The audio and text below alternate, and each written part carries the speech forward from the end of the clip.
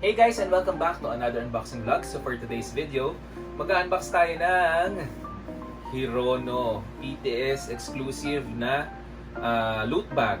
So ito guys ay may bag, may toy, may mga kung ano-anong mga accessories, and lahat ang team niya ay Hirono. So kung mapapansin nyo guys, kung nagko-collect kayo ng Hirono, dapat makapunta kayo doon sa PTS bago kayo makakuha. Kasi one person, one loot bag lang. So tara, buksan na natin siya.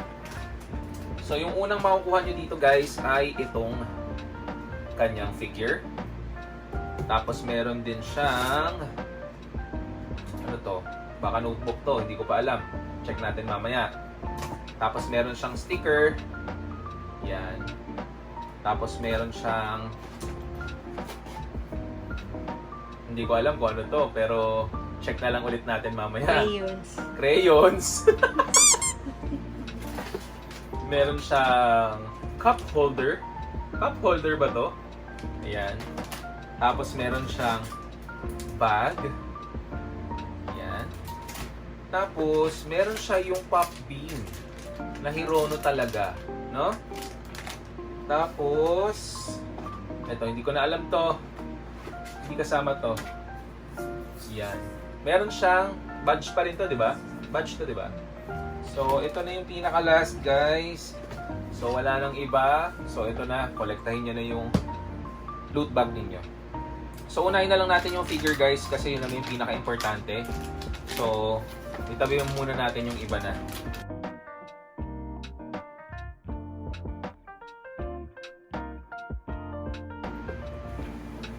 May drawing likod.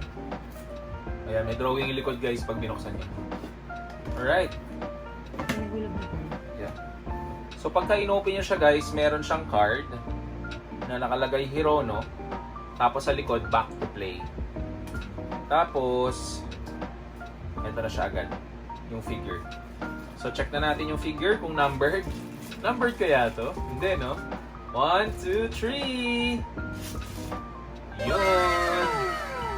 Ang laki niya, para siyang 150% pagka binuksan nyo.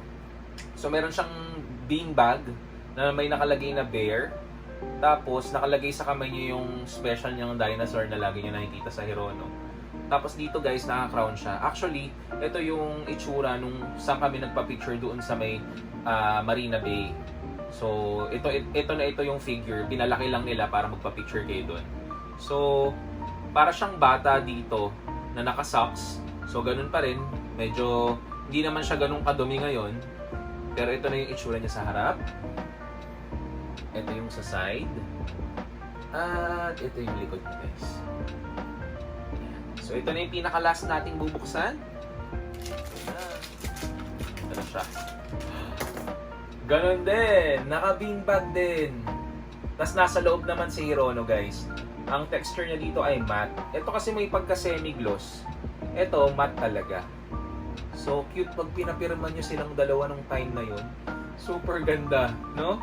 May pirma yung PTS ninyo na exclusive. So, ito na siya, guys. Yeah. So, kung nagustuhan nyo, guys, ang ating unboxing video ng ating Hirono PTS exclusive, huwag nyo kalimutan mag-like, subscribe, at mag-share ng ating YouTube channel. So, paano, guys? Bye-bye! Yun. Nuka Family.